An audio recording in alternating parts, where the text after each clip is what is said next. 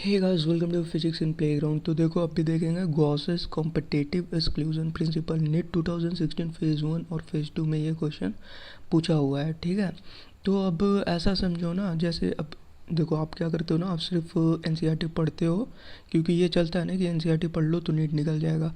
एक life practical दूँ तो अभी का एजुकेशन सिस्टम कैसा है, तो दिल्ली में क्लास 10 में जो टॉपर रहती है, जिसका मैथ्स में 100 आउट ऑफ 100 रहता है, तो मनीष जी वहाँ के एजुकेशन मिनिस्टर हैं। ये वीडियोस वगैरह डला हुआ है, आप लोग देख सकते हो। ठीक है, न्यूज़ में अभी नहीं देखना, एग्ज़ाम के बाद।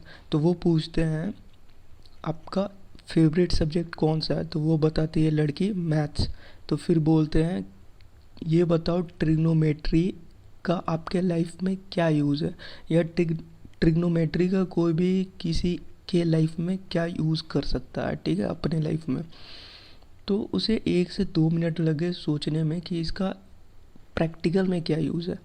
ठीक है, तो कभी भी ऐसा पढ़ो ना किसी कॉन्सेप्ट को, फॉरेन में ऐसे पढ़ाई होता है, किसी भी चीज़ को आप खुद के लाइफ में यूज़ कर पा रहे हो तो ठीक है, अगर वो यूज़ आपको नहीं मालूम है तो घंटा आपकी पढ़ाई नीलबट्टे सन्नाटा है। ठीक है, ये एक रियलिटी, एक फैक्ट बता रहा हूँ मैं। और ये कोई नया नहीं, मेरे टीचर, मेरे जो मैं केमिस्ट्री क्रॉनिकल में पढ़ता था, अशोक चौबे, बताते रहता हूँ हमेशा टीचर के नाम, बिकॉज इन लोगों का बहुत ही एक होता है ना, सोचने का तरीका बहुत अलग था।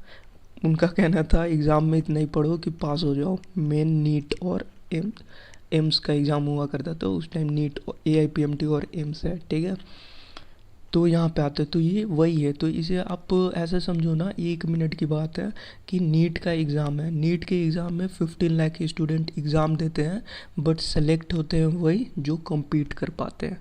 बस यही है गॉसेस कॉम्पिटिटिव एक्सक्लूजन प्रिंसिपल। ठीक है, और ये तब होता है तब हम लोगों के पास सीटें जो है वो बहुत ही नंबर में है। समझ रहे हो, जो हमारे पास रिसोर्सेज है ना, लिमिट में है। अनलिमिटेड सीटें होती तो 15 लाख के 15 लाख स्टूडेंट की एडमिशन हो जाती, बट जो सीट है मेडिकल की वो एक लिमिट में है। ठीक है, तो जो compete करेगा उसे मिलेगा, और जो compete नहीं कर पाएगा उसे नहीं मिलेगा। यही है Gauss's competitive exclusion principal. State that two closely related species competing for the same resources cannot coexist indefinitely, and the competitively inferior one will be eliminated eventually. Note, this may be true if resources are limiting but not otherwise. Unlimited है तो भैया सबकी selection हो जाएगी। ठीक है, resource partitioning देख लेना, मैकार्थर देख लेना एनसीईआरटी में, ये पार्ट थोड़ा देख लेना आप अच्छे से। ठीक है, यहाँ पे मैकार्थर का कहानी दे रखा है, और यहाँ पे एक रिसोर्स पार्टीशनिंग किसे बोलते हैं वो देख लेना। सारा कुछ एनसीईआरटी ही करवाता हूँ, बिकॉज एनसीईआरटी ही सबका, क्या बोलूँ अब मैं, बस समझ लो सबका, ये कुछ भी नहीं रहने तो।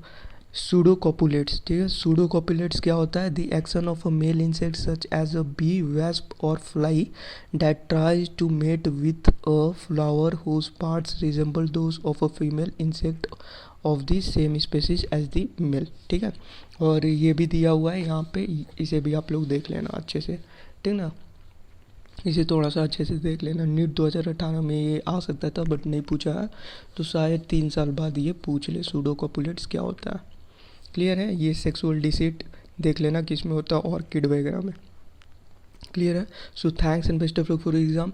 अभी बहुत टाइम है, मैं करवाऊँगा बायोलॉजी कल, 1 दिन का टाइम चाहिए, और कल या डे आफ्टर टुमारो मैं आपको पूरा का पूरा बायो दे दूंगा। एक एक वर्ड उसका सिर्फ पढ़ लो, एनसीईआरटी से पढ़ना, कुछ एक्स्ट्रा नहीं पढ़ना, वो सारा कुछ उसमें बता दूंगा। नीट में सेक्शन ए हो, सेक्शन बी हो, सेक्शन सी हो, सेक्शन डी हो, 360 में 360 आएगा।